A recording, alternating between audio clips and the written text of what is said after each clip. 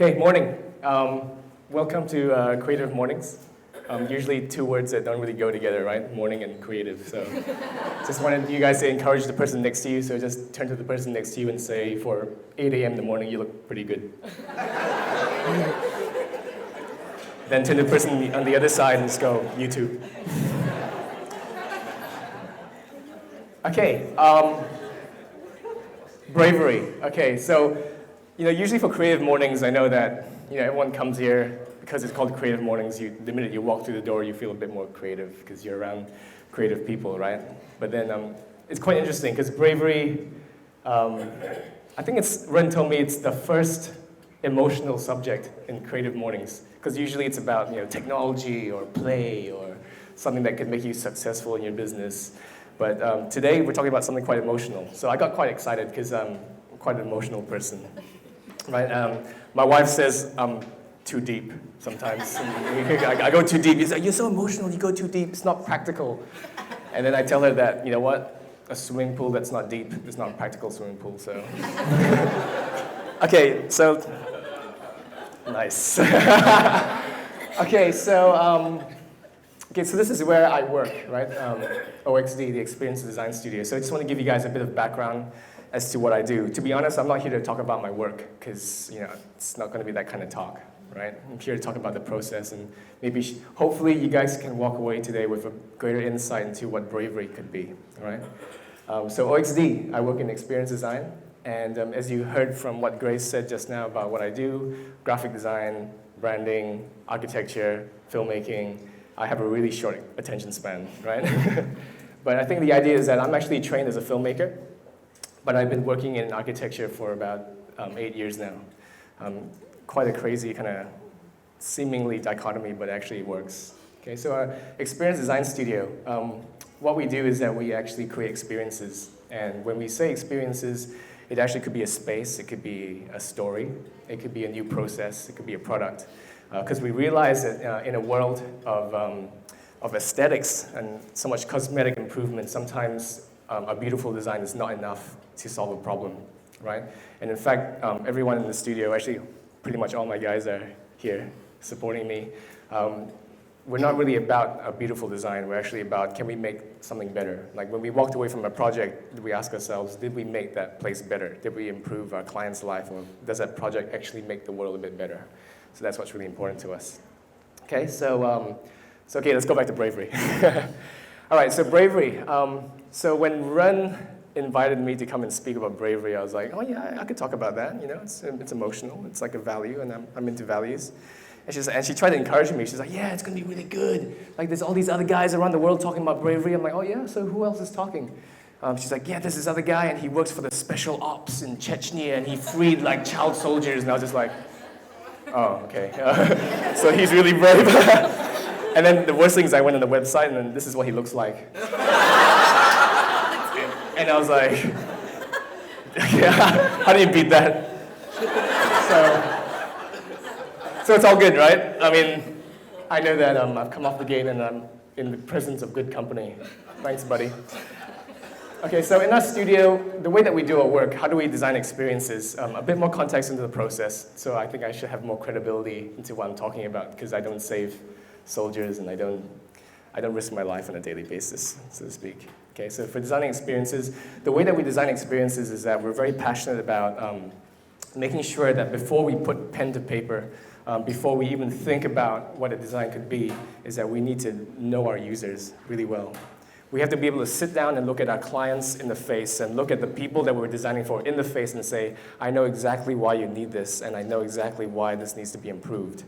If we're doing it for a purpose of making something look better or make ourselves look cooler or to win some architectural award, then we're in it for the wrong reason, right? And the way that we do that is that we interview and we observe. We use ethnographic techniques to understand them, and we basically do everything we can to like squeeze out what is truest about our clients. So over here, this is with Singapore Airlines, and we actually hosted an entire dinner about what they could be. And we invited the CEO and the entire kind of stakeholder team down to actually sit down and ask them questions like, why are you doing what you do? You know, how can SIA be better? And really just try to get to the bottom of what their dream is, all right? Over here, we're at the Singapore Stock Exchange. That's me with longer hair on the side over there. And we actually wanted to convince SGX that they had to open up and not be such a closed company. So we actually prototyped for them. We set up a coffee shop downstairs at the forecourt of SGX, just opposite Lau Pa Sat. And we actually got them to feel what it would be like if SGX could give out free coffee and have conversation with the community around them. And the CEO, Magnus Bocker, said, after the whole event was over, he just said, wow, you know, that one event did more for us than any other marketing thing we've done this year. And for me, we haven't built the space yet. We haven't built their new building. But that moment there when I saw him kind of just engaging with the community around him, that was enough to make me feel that the project was a success. Okay, so that's what we do. So we sit down and we interview people. We try to get to the bottom of what exactly it is they want to do. Okay, so creativity. I'm going to talk a bit about this because we're at Creative Mornings, okay? Creativity has been something that I've always been very interested in, not just because it's a cool buzzword, right? But because it's one of those things that I feel actually drives kind of how we improve ourselves as humans, right? So I actually went out, this is about, I think 3-4 years ago. I went out on like a quest, like a personal quest to actually find out what creativity really meant. Because creativity for a lot of people, you know, it's a quite an interesting word to define. So I actually sat down with people, with architects, with designers, with fashion designers, and I actually got to the bottom of, you know, what creativity actually was to them. And when I asked them the questions, it was a lot like how we interview our clients. I didn't ask them about your achievements, like how cool you are, you know, tell me about this awesome design. I asked them stuff like, when did you feel the most creative? When were you the most inspired? Why? What in that situation happened? Who is the most inspiring person? Who is it that drives you? And out of all those interviews, I interviewed about, I didn't have that much time because it was like during a holiday, so I only interviewed about 20 people, but from all different walks of industries. A whole bunch of patterns came out, and you can see some of them there: collaboration, curiosity, sacrifice, humility. All these different things came up, but another one of the patterns that came up was bravery, right? They said that I had to have the courage to do the thing that I thought I could not do, or they said the person who inspired them had a certain amount of bravery. So I felt that bravery actually is very much connected to creativity. And so I think it's very important, if you're all here to talk about creativity, then bravery is very much an apt thing. And how do we apply bravery to our lives is very important. And I did a bit more research, and there's this research study done by a nurse in a hospice, people who were about to die, and she interviewed them, and she asked them, what are your, like, the top 5 regrets of your life that you wish that you had done? And the number one thing that they regretted was that I wish I had the courage to live a life true to myself and not the life others expected of me, right? And that's the problem with the world right now, is that sometimes we're so kind of filled in our heads with other people's expectations of ourselves, myself included, right? Before even walking up here, I was like, can I bring enough value to these guys? Will I be able to actually connect with them? Is what I'm going to say, is it going to be enough, right? So courage, again, at the end of someone's life, the last thing that they wish they had more of was the courage to be who they actually are, right? And so how does that start to inform our conversation? Okay. So what I realized is that we need a timeless ideal for timely application. Okay? In a world of hashtags and buzzwords, I actually typed down hashtag bravery, and I typed it out on Instagram, and for some reason, a whole bunch of pictures of One Direction came up. I was like, so what's this going to do with bravery? So Try it. One Direction comes up, and I'm like, well, okay, so anyway, could be a culture thing. So what I realize is that because we have the ability to define our world, to kind of map out our world so easily now by just hashtagging, by curating kind of the pictures and the words that attach to each other, sometimes values like bravery may get lost or may get obscured to what it actually is. All right? So, but I believe that somehow we need a timeless ideal. We don't need an idea, okay? An idea is like something I come up with and like, oh, that's really cool, that'd be great, you know, it'll be useful. But an ideal is something that you can apply to yourself forever, right? An ideal is the perfect version of something that is right for you at that time. And I think that an ideal version of bravery is exactly what we need, right? What a timeless ideal. So we'll talk about this. So what I did is that I have a whole bunch of people who I really, really respect. Some of them are clients. Some of them are not clients. Some of them are 40 years old. Some of them are actually 10 years old. So these are people who I really respect. And I actually, I messaged them, right? I SMS'd out to all these people, hey guys, could you help me define the word bravery in one word or in a sentence, in an object, or in a story? This is how we interview our clients as well. We get them to tell stories. So I sent out this message, I asked my wife, I asked the CEOs of some companies I've worked with, so a whole range of different people. And they came back with a whole bunch of different, oh, sorry, you guys can't read that, can you? My bad. They came out with a whole bunch of descriptions. These are actually paraphrased because I sent out about 40 to 50 SMSs and I kind of collated them into what I saw patterns were. So I'll just read them to you, right? So I tweeted this out. And here are some of the stories that came out. A grandmother shielding her son in an accident which took her life. So these are people who I thought would come back with these really amazing one-liners, like, bravery is blah, blah, blah, right? But then they came back with these kind of like honest, just very raw kind of reactions to it. This other friend, this one is a natural friend here. My mother showing no fear or loss when my dad got sick. She stared his death in the face for him. To do the physical or emotional thing that you never believed you could, like saying sorry or forgiving. The courage to stand by your values in the face of dire opposition. Placing your beliefs before your own safety.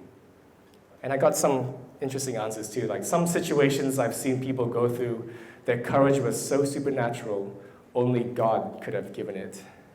So you got this mystical side of bravery that kind of comes up, unexplained. Jumping into a current to save a drowning person or in a raging fire to save lives. So I'll let you guys take that in a bit. It's quite interesting. I expected to hear like some really cool, like kind of physical, like one-liners, right? But then this is what I got. So the rest of this conversation I'm going to have with you guys is kind of talking about these different points and what they could actually point to. What I realized is that there's this thing called camouflaged bravery. Sometimes bravery can look like the opposite of what you actually think it is. I think right now we have this kind of notion, like the picture of the guy that we first saw, right? When we think about bravery in the first instant, sometimes you think about like the movies that you see, like Braveheart. You think about a guy kind of like doing some extreme sport. And then you think a bit deeper, then you go, okay, then you think about people who've achieved great things in business, who took that big risk and kind of like risked it all, and then he won big, and there's always, and I think we've mapped out our world almost like we've almost disqualified ourselves to what bravery could actually be. This is a really personal story. So when I got married, I remember like standing at the front of the aisle and looking down, and I saw my wife walking down the aisle, and I was crying because I'm emotional, right? So, she comes up to the front, she's like, what's wrong with you? And I was like, oh, no, God. So I was, and I felt at that moment, I could see my friends in the front row crying as well. And I felt in a way, like, oh, Ken, look, he's so brave, he's crying in front of everybody. And then I remember kind of, it's only a few years after that when I thought back to my wedding day, and even more so now that I have a daughter. I never ever thought about how brave it was for my wife to be walking down the aisle. And what I realized actually, for a woman to walk down the aisle and say I do to a man and trust him for the rest of her life, what an amazing act of courage that actually is. And it takes a lot of strength. Actually, it takes balls to do that, right? So sometimes bravery can be the absolute opposite of what you think it is. So right now, that situation you're looking at in your life, like that decision that you make that you think you have to be brave in, maybe the opposite is actually the brave thing. Sometimes bravery is going forth and fighting. Sometimes bravery is actually surrendering. Sometimes bravery is reaching out. Sometimes bravery is about kind of holding back, right? So there's many different sides to what bravery can actually be. Mystical bravery. Okay, so this is the bravery that kind of pops out of nowhere, like the bravery that's unexplained. Okay, so bravery usually appears in the most unlikely places. That is actually a quote from Lord of the Rings. I'm not sure if you know. Gandalf said it about the Hobbit. No? Okay. Jeez, how long ago was that? Was it 10 years ago? Okay. So mystical bravery. Bravery usually appears in the most unlikely places. For some reason, the most memorable times of bravery is when you find it in the most unlikely places, when it kind of catches you by surprise, right? And the reason why I would like to talk about that is, and also, again, defining bravery is that, everyone talks about how important bravery is and creativity and I think I read on a Fast Company, it was like, what do people look for in company-changing CEOs? Right? It used to be stuff like, creativity or that, and bravery is one of them, right? And one of them was like the bravery or the confidence to say no, right? As a CEO. So these things are so important. But the thing is, if bravery walked in the door right now, right? If bravery really walked in the door and sat down, would you actually recognize it? So I have another story to tell you guys. Okay, I learned a lot of stuff from my family and my son. Even though I do a lot of cool work with big companies, actually the biggest lessons I learned is from my wife because she points it out to me. And I learned it from my kids. Okay, so have kids, it's good, it teaches you stuff. So my son was really sick this last week, and we actually spent about 4 days in the hospital. And I'm not sure if you've ever stayed in hospital before, but it's pretty horrible being in hospital, and even more so with your child, right? So we were in hospital together, and because we have another baby, we had to kind of separate the family because we don't want to spread the disease and the illness. So me and my son are in hospital, and he was having 42-degree fevers, and they're really, really high fevers. So he'd go from just being normal, kind of playing around the hospital room, and suddenly his fever would shoot up, and he'd start shivering, and then he'd get really, because he didn't know what was going on, right? So the only way to bring the fever down was to take this thing called suppository. So I'm not sure if you guys know what a suppository thing is. Basically, a suppository is you get a Panadol and you shove it up your ass, right? That's what it is. Just shove it up your bum. And when you're having a really bad fever, the last thing you want is something shoved up your bum, right? It's like, oh, I feel really bad, boom. So I've had that before. So. But the thing is that I've had a suppository before, and it's a horrible experience.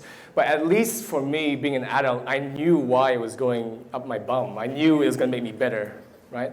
But my son had absolutely no idea what was going on. And he had to have a suppository about 5 to 6 times within a 24-hour period. And my son was absolutely devastated by the thought of this thing because he had no idea what was going on. He's only 2.5 years old. So he had absolutely no idea why this woman was coming in, and he even coined the term. He called it bum bum. He's like, "There's no bum bum, no bum bum, no bum bum." And the minute, because it was just one nurse who always came in, and he recognized her. So when she came in, he was like, "No bum bum, no bum bum." And I still use it to threaten him right now. I'm like, "You ready to eat dinner or else bum bum?" He's like, "Okay," and he eats. You can write into me later.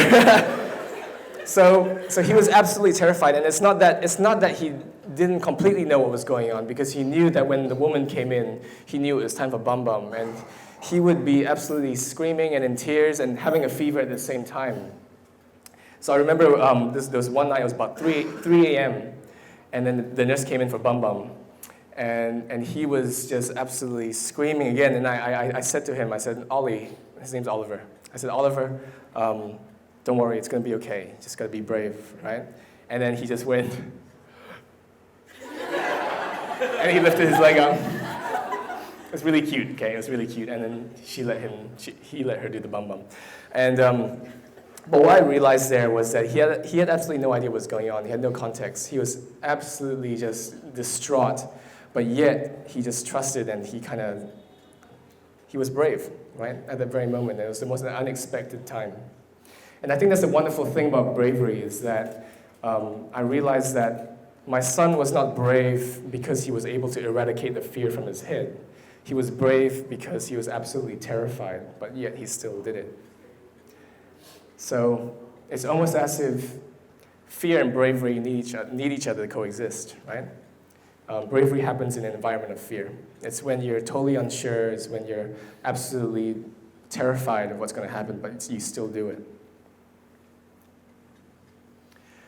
The seeds of bravery. So here's another part of bravery which I thought was really interesting. This comes from the quotes when they were talking about how, real bravery and courage is about, standing up for what you believe, right? So I guess the first starting point is actually you have to know what you really believe in, right? You have to know what's true to yourself. It's very hard to be brave about something when what you actually believe keeps wavering from side to side. There has to be something that you have to know what you believe in. So great acts of bravery are actually started with great insight into what is truest to yourself.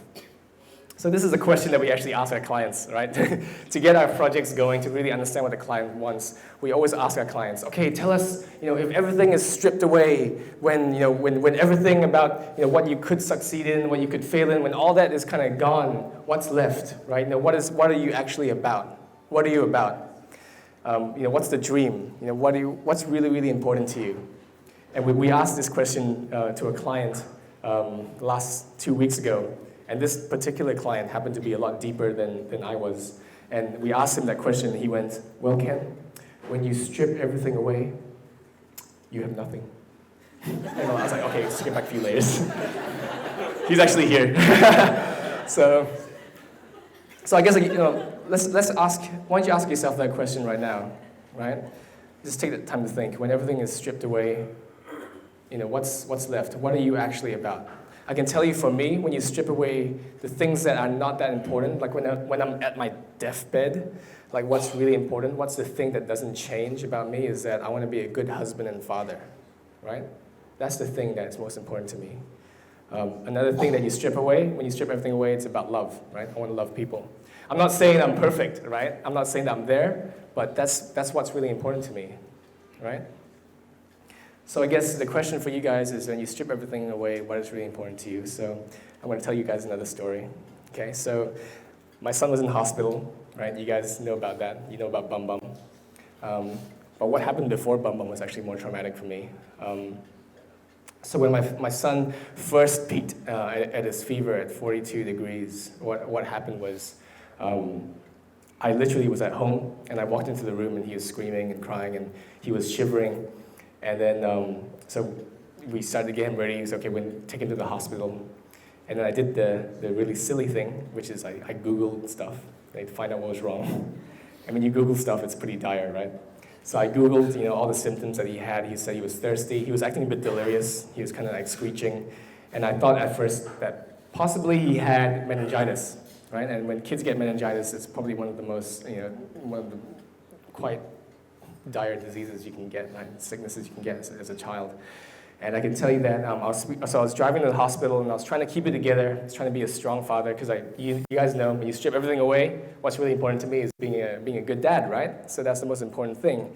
So I was driving to the hospital with my son, and he's in the back, and he's like, calling out to me. He's shivering.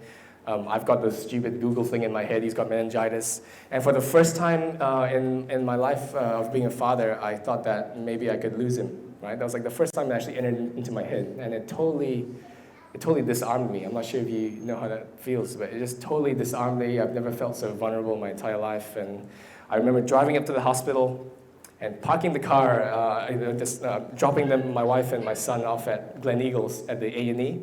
And I'm like, you guys go, okay, you go in and get registered. And then they closed the door, and I drove the car. I got down to the car park. And then when I got down to the car park, I absolutely just lost it. Not a heroic lost it. I lost it as in, I don't know what to do, lost it. I was literally kind of like swearing and cursing in the car. I was crying because I just didn't know what to do. I didn't know how to handle the situation. And at times like that, right, when the rubber hits the road for you and you realize that you fall short, right? That's the times when, all this stuff kind of just pops into your head. Stuff like, if you had taken him to the hospital earlier, he wouldn't be in this position. Things like, you're so unprepared as a father. Look at you. You didn't administer the right medication. Blah, blah, blah, blah, blah, blah. And all these things that kind of disqualified me just kept dropping into my head. And that's when another voice came in and said, okay, yep. So you realize you're not a perfect father. You realize that you fall very short from who you actually want to be. Now what? Right? What do you do now? So I said, yeah, now what? What do I do? So I got myself together. I picked myself up from the car floor. And that's when I realized that this was actually an opportunity for me to start to behave a bit more like the guy that I want to be. Right? So I picked myself up and I went upstairs, and that's when I got myself together. I walked into the room and said, where's my son? Come, boy. So I held him. I said, Daddy's going to be here. He's going to stay with you. But inside, I was absolutely freaking out. Right? And I realized that this is only last week, and I thought, I'm so going to use this for my talk. So I just realized that, yeah, that's bravery. I didn't have to disqualify myself, but actually bravery actually starts with great insight. And actually the first step to bravery, or to be a courageous person, is to first actually admit and reconcile the coward that's actually inside of you. All right? So I think it's really important that, when you guys come for these events, when you guys start your businesses, when you go back to work, I think that we can start by not feeling the pressure to always feel like we have it together, feel the pressure to always act creative and bring value, but to first really acknowledge kind of like the weaknesses, right? It's not really self-help talk right now. I'm sorry. This way is going to roll today. All right? Acknowledge those things and see it as an actual opportunity to be brave, right? And right now, I guess the world that we live in is probably the most fear-filled world that we've ever lived in, ever, because of communication, because of the environment. So what better place for bravery to thrive, right? So I want to encourage all you guys in that one. Okay, last point, graceful bravery. So what I realized after all that is that bravery actually isn't in the big things that you do. It's not actually in the actual action. It's not in the act, right?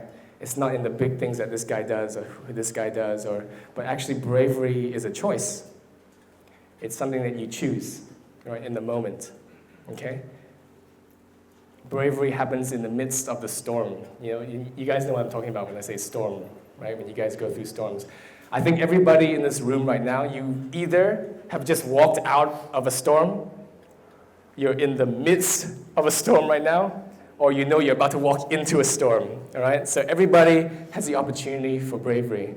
But I think it's really important that you realize that it is not just qualified for the few out there. It's not just qualified for the Mark Zuckerbergs. It's not just qualified for the people who go to Africa, who are the people in the Philippines right now helping out in the typhoon. It's not just those people who are qualified for that. You are actually qualified for bravery every single day, right? And it's a choice. And the best part is it's free. Okay? You don't have to pay anything for bravery other than possibly your pride.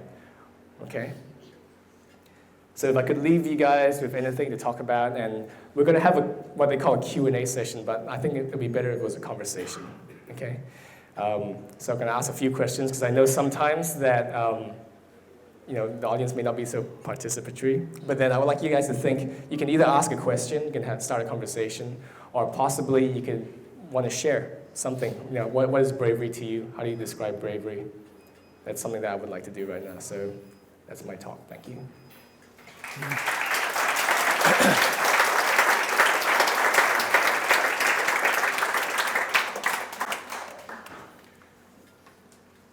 So, how do you guys define bravery? Anybody? Stories? Questions?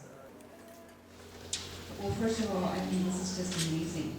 Because to talk about what's true and we talk about values and what is meaningful. I think that is central to everything that we do, not just for the work. And thank you so much for bringing this conversation to the community, to the world. Cheers. I want to add that, the question you were asking yourself and the audience, what is left, what is about bravery, what do you have when everything's stripped away? I've recently come to question that, maybe because I'm a little bit older now, but it is, you wonder why chasing after, I think, the notion of living a good life, and what is meaningful. And the form of questioning that I have, and I ask my family and close friends, is if, say, everything is taken away from you, all the earthly possessions. Say if you, I am someone in the Philippines, and I'm one of those poor, unfortunate folks. If all you have is just yourself, then what are you still proud of your own achievement? So I think yes, it boils down to whether or not you have been authentic, you have done things, maybe despite the worry that you haven't met people's approval. Yeah. Yes, thank you. Cheers.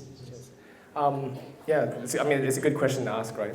What's important to you? And something that I recently did was, because we were at SUTD, and we had to introduce ourselves in 5 minutes to the students, and give a chronology of your life. I kind of flipped it, and I started with my tombstone, and I kind of said, okay, what would I like to be written on my tombstone? How I would like to be remembered?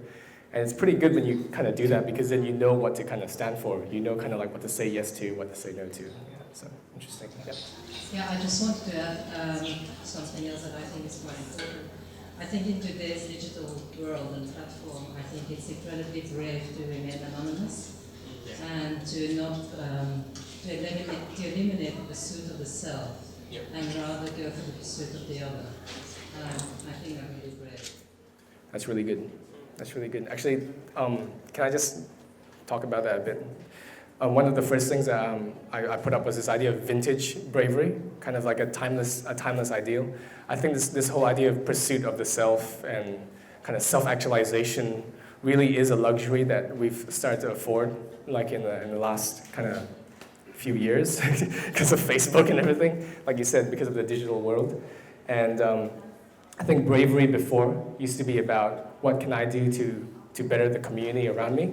I go out and hunt, right? I risk my life to go hunt for an animal and bring it back so that my entire tribe can eat, right? But then now bravery is look at him, he's got a blog that does this, or he's taken that risk and he's made himself famous, right? It's a pursuit of himself. So I don't think that's very sustainable, like you said. It's definitely not sustainable to just seek for your own fame. But then, things like when you think about how can I make the world around me better, right? The pursuit of that is kind of, I would consider vintage, right? Vintage bravery. Yeah. Any other questions?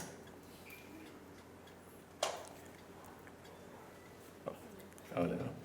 Oh no.